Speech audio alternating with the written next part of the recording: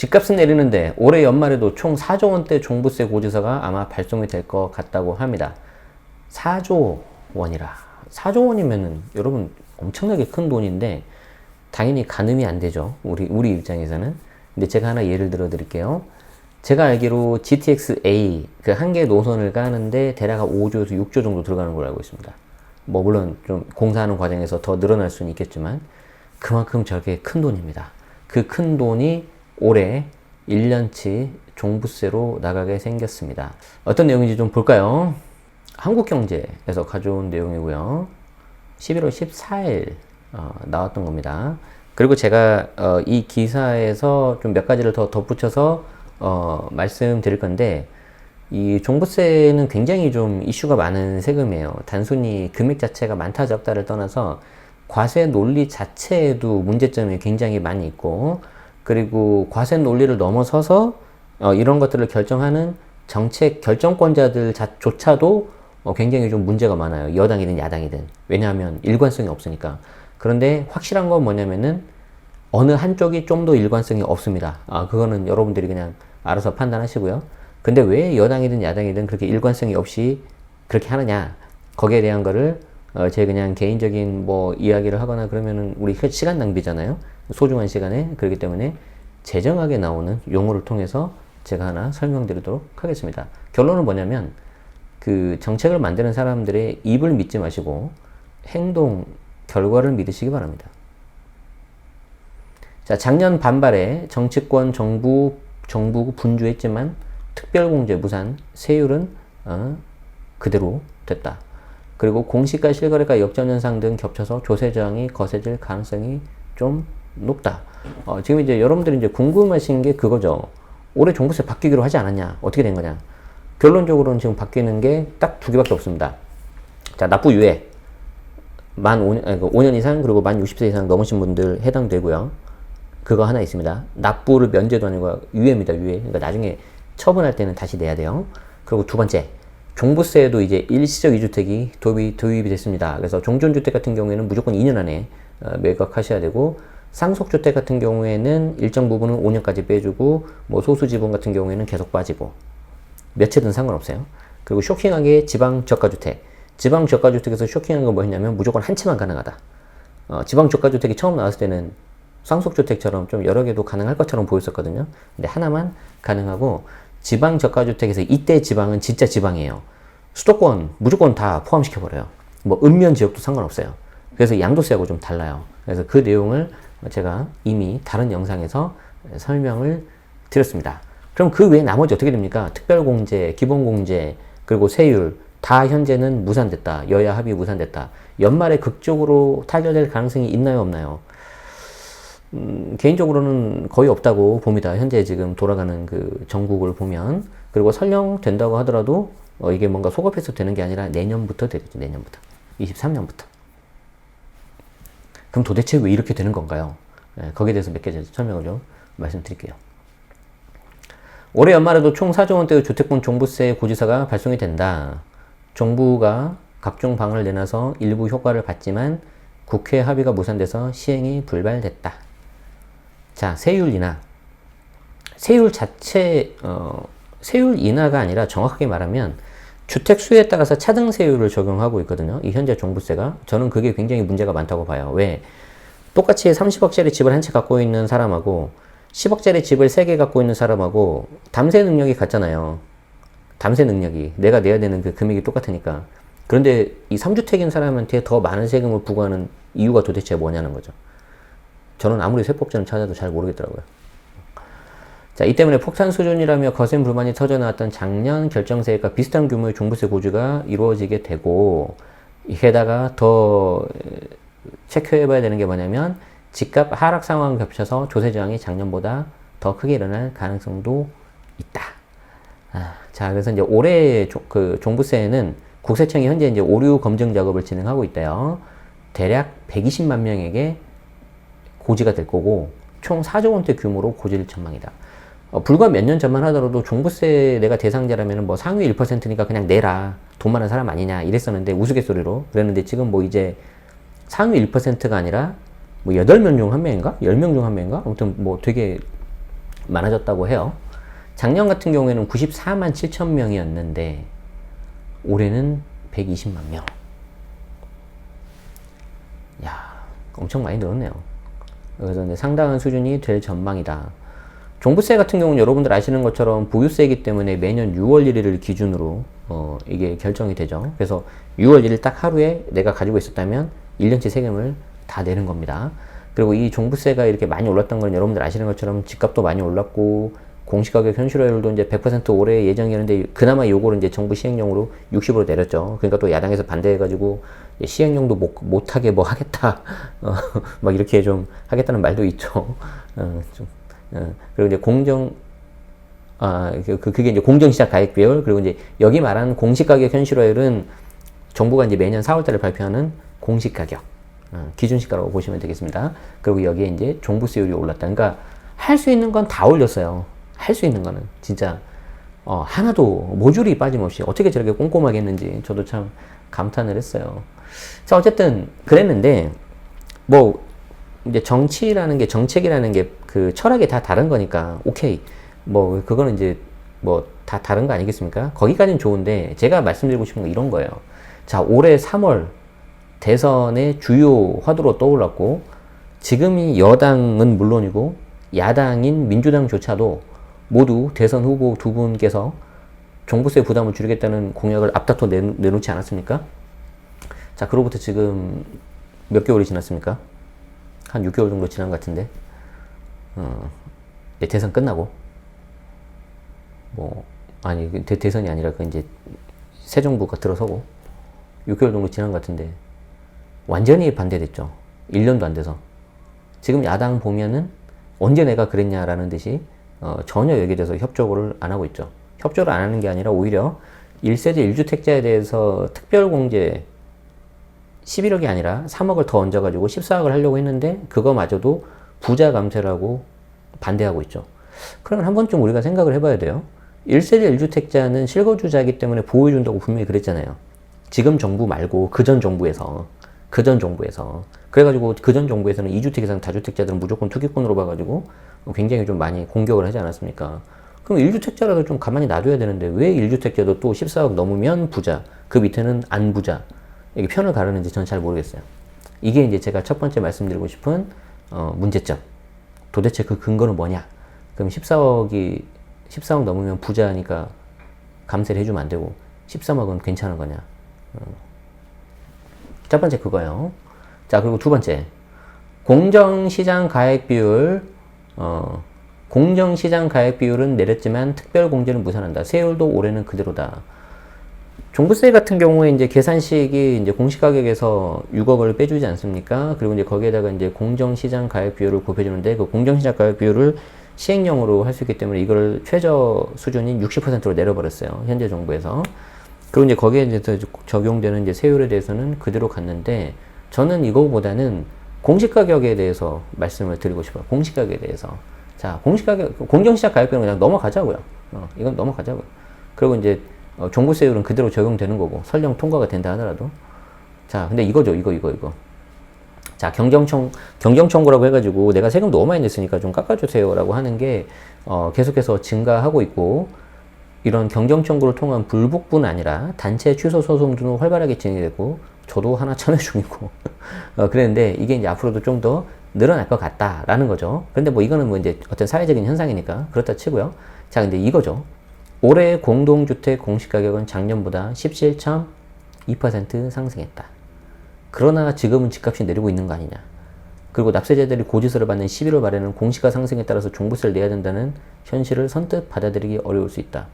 이게 뭐가 문제냐면 공시가격은 1년에 딱 한 번 정하고 그리고 시세는 계속해서 반영되니까 그게 문제가 되는 거예요. 그래서 여기에 대해서는 좀 한번 짚고 넘어갈 필요가 있다. 자, 우리가 아파트 공동주택을 좀 예를 들어 보겠습니다. 오 마이 갓. 잠깐만 기다려주세요. 굉장히 당황스러운데? 제가 이제 여러분들한테 좀 뭔가 글씨를 써가면서 이렇게 좀 설명을 드리려고 했는데, 이제 제가 태블릿을 이제 아이패드라는 걸 쓰는데, 거기에 그 펜이 애플 펜슬이에요. 애플 펜슬에 배터리가 없네? 그래서 말로 조금만 더 하고 제가 설명을 좀 드리겠어요. 자, 잘 보세요. 공시가격은 공동주택 공시가격은 언제 정해집니까? 4월달에 정해지죠. 4월달에 정해져. 자, 4월달에 딱 정해지고 그 가격이 그 다음 내년 4월까지 그냥 1년 그대로 쭉 가요. 그러면 올해 4월은 어땠겠어요? 작년 상승분이 그대로 다 반영이 됐겠죠. 그래서 여기 17.2% 올랐잖아요. 맞죠? 자, 그럼 오른 상태에서 이제 6월 1일이 돼요. 6월 1일이 되면은 6월 1일 그 딱 하루 갖고 있는 사람 입장에서 1년치 종부세, 재산세 다 낸다고 했죠. 그런데 어때요? 그 뒤로 올해 상반기부터 물론 거래가 안 됐지만 그 뒤로도 계속해서 거래가 안 되다가 중간에 금매 나오고 특수관계자 저가 양수도 나오고 하면서 가격 자체가 내려갔죠. 그렇지만 내려갔지만 적용되는 공시가격은 올 초 정해진 4월 딱 그때 기준으로 돼 있죠. 자, 거기에 대해서 괴리감이 생기겠어요? 안 생기겠어요? 안 생기죠. 자, 그런데 100번 양보해서 원래 제도가 그렇게 생겼으니까 저는 이거는 받아들여야 된다고 생각을 해요. 야, 그럼 너는 뭘 말하고 싶은 거냐 도대체? 제가 말하고 싶은 건 그거예요. 뭐냐면 아마 다른 영상에서 제가 설명드렸었는데 과거 여당이었던 민주당에서 어떻게 했었어요? 2년 전에 공시가격 현실화율을 시가의 무조건 90%로 맞춘다는 로드맵을 제시하면서 그 당시에 공시가가 시가를 역전할 수도 있지 않냐 그렇게 붙여놓으면은 딱 했더니 뭐라고 했어요? 그럴 가능성 없다고 했죠. 그럴 가능성이 매우 낮다고 했죠. 그런데 지금은 그게 뒤집어졌죠. 그리고 2년이 지난 지금 본인들 스스로 인정을 했죠. 그거 첫 번째. 두 번째는 가만히 생각을 해보면 공시가격이 90%고 시가의 90%고 그게 역전될 가능성을 극히 낮다라고 판단 2년 전에 했다는 거는 자기들 스스로도 집값이 안 내려갈 거라고 생각한 거 아니에요? 맞잖아요. 역전이 안 된다라는 거는 내려가봤자 10% 이내로 내려가야 된다는 거잖아요. 그래서 지금 이 두 가지를 제가 문제 삼아서 말씀드리고 싶은 거예요. 그래서 그걸 이제 그림으로 하려고 하는데 펜이 충전이 안 돼 있네? 지금은 좀 됐을 것 같아요. 제가 그림으로 설명을 한번 드려볼게요. 잘 보세요. 이 공시가격의 문제점이 왜 어떤 게 있는지 제가 좀 보여드릴게요. 공동주택의 공시가격이라고 가정을 해보겠습니다. 자, 매년 4월 달에 초안이 나오고요. 이의 신청을 받고 4월 말쯤에 이 공시가격이 확정이 돼요. 물론 여기에 대해서 이의 신청을 받긴 하는데 받아들여지는 그 비율은 별로 안 되죠. 그걸 가지고 여러분들 막 기대하시고 그러면 안 돼요. 그리고 나서 6월 1일이 되면 이게 이제 보유세, 과세 기준일이 되는 거죠. 그리고 이제 11월 말쯤에 종부세 고지서가 부과되는 거죠. 자, 그러면 이 4월 달에 공시가격 정해졌을 때는 그 전에 있었던 가격이 반영이 되잖아요. 그래서 올해 17.2%가 올랐잖아요. 그런데 시간이 쭉 가면서 어떻게 됐어요? 부동산 가격이 하락을 했잖아요. 맞죠? 그럼 여기 하락한 거에 대해서 반영이 될까 안 될까? 안 되죠. 왜냐면 이미 4월 달에 확정이 됐고 이 확정된 금액으로 6월 1일 딱 돼버렸으니까. 여기까지는 오케이. 여기까지는 오케이. 저는 이거 가지고 뭐 딴지를 잡고 싶거나 그런 생각은 없어요. 그쵸?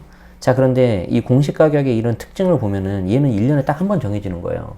시가는 오르기도 하고 내리기도 하고 시시각각 변하는데 그럼 이걸 어떻게 해야 되겠어요? 좀 버퍼를 둬야 되지 않겠어요? 그렇기 때문에 버퍼를 둬야 되니까 통상 이게 60에서 70% 정도 됐었던 거예요. 그런데 불과 2년 전에 이거를 90으로 하겠다고 로드맵을 세워요. 뭘 근거로?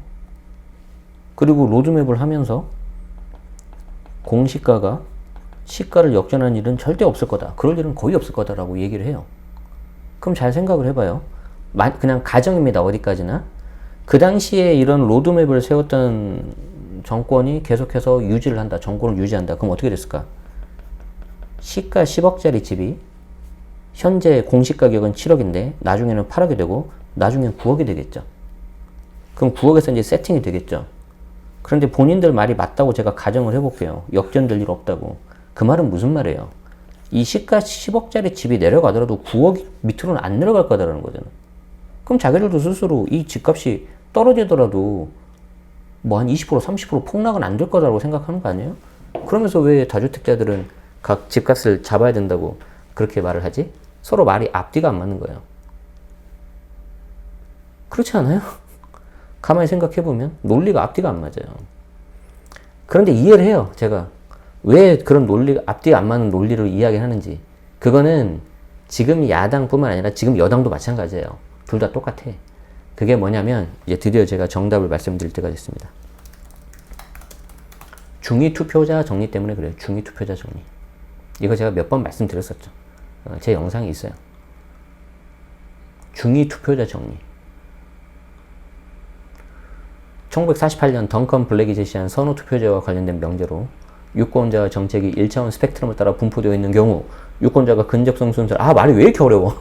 무슨 말이냐면 그냥 투표에 임하는 사람들은 그냥 적당히 가운데 찍는다는 거예요. 너무 한쪽으로 극단으로 가는 거 싫어한다는 거죠. 너무 왼쪽으로 가도 싫어하고요. 너무 오른쪽으로 가도 싫어해요. 그래서 선거 때만 되면 왼쪽 오른쪽에 있던 사람들이 가운데로 모여요. 이렇게. 그래서 올해 대선 때도 어땠어요? 아까 나왔잖아요. 여기.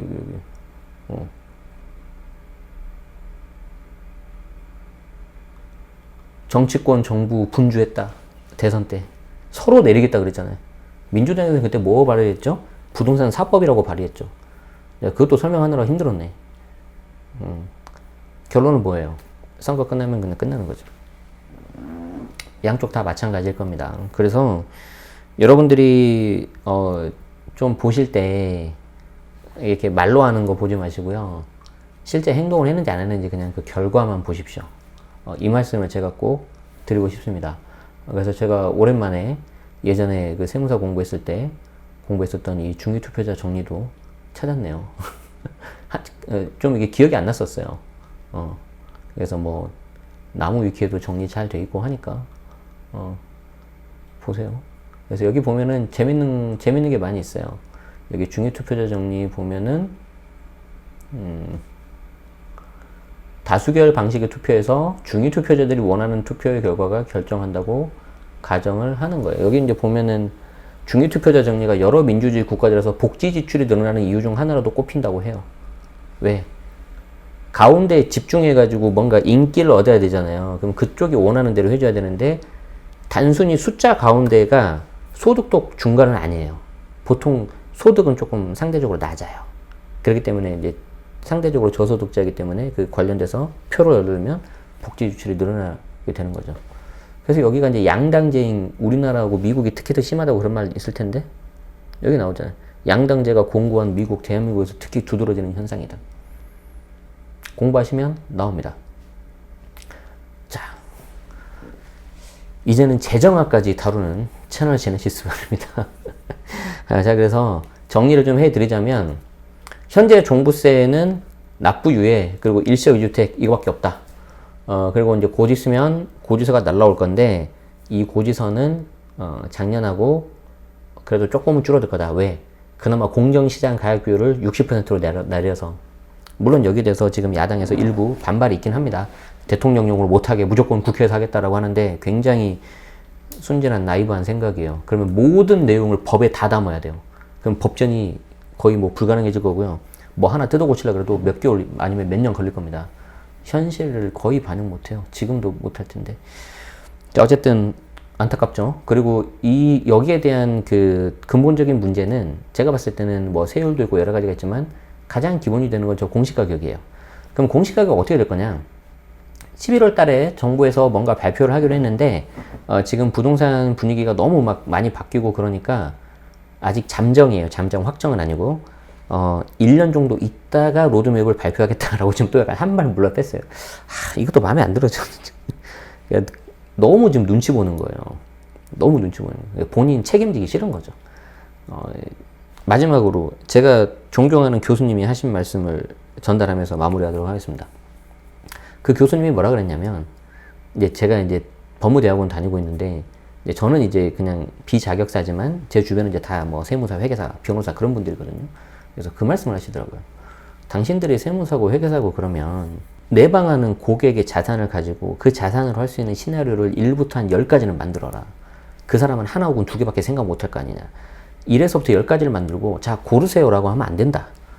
당신이 전문가이기 때문에 어떤 리스크가 있고 어떤 위험 요소가 있다 하더라도 자기가 봤을 때는 요 정도 이 10개 중에서 요 한두 개가 그래도 최선이라고 자기는 생각한다. 이렇게 말을 할 수 있어야 된다. 물론 현실은 쉽지 않습니다. 왜냐하면 그렇게 해서 사고 나는 경우를 제가 많이 봐서. 그래서 그런 우리 자격증 갖고 계신 전문가분들도 노력해야 되지만 그 상담 받으러 가시는 우리 같은 사람들도 좀 이렇게 매너 있게 그리고 자기가 갖고 있는 모든 정보 다 오픈하고 그런 식으로 서로 이렇게 돼야지 좋아지는 겁니다. 아시겠죠? 저는 그렇게 생각합니다. 그래서 이 기사 하나를 보더라도 좀 많은 생각이 나서 오늘 좀 제가 설명을 좀 많이 드렸습니다. 시청해주셔서 고맙습니다.